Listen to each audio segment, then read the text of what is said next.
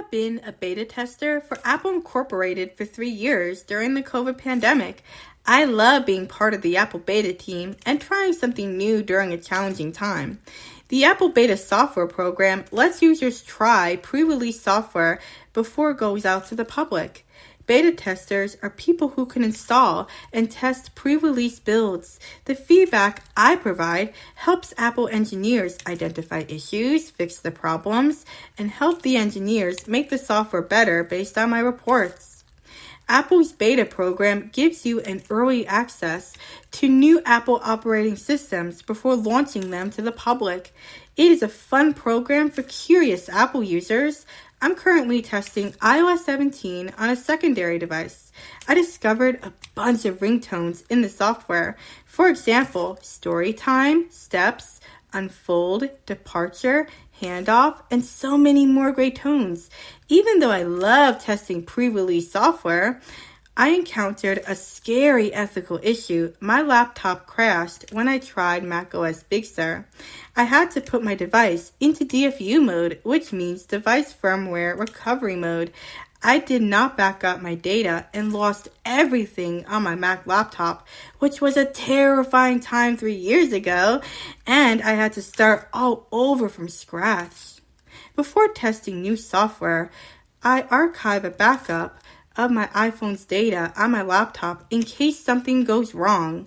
During the Apple Worldwide Developers Conference, I've learned techniques from Apple engineers to protect myself and my data before testing.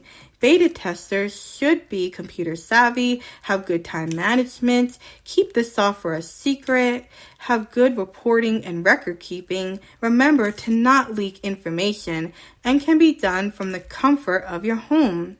Advice that I have learned since my ethical disaster is to never install untested software on your primary device due to bugs, and always archive a backup of your data so that way you can downgrade to the previous version of the software. It is challenging to keep all the knowledge of Apple software secret, but I have learned to keep the information in my head. If I want to discuss software updates on my podcast, I can get them from trustworthy sources on Google News, such as 9to5Mac or Apple Insider. An ethical approach to being a good and fair beta tester is to be responsible for your time, sensible and appropriate, give proper feedback, safe and secure, organized and ethically accountable in following company guidelines. A philosophical approach to being a beta tester is to help improve product quality through customer feedback and ensure the readiness to put the software out into the public for customer satisfaction. There are many advantages of being a beta tester.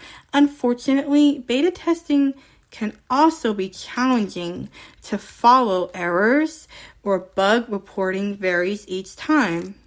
There is also a chance for having duplicate mistakes and bugs. A huge downfall is that Apple beta testers do not get paid. Humans must always be mindful when dealing with technology and AI, because we must question whether we can make AI more intelligent than the human mind. I'm Kathleen Mishana, and this is the BTGS Guide to Human Values.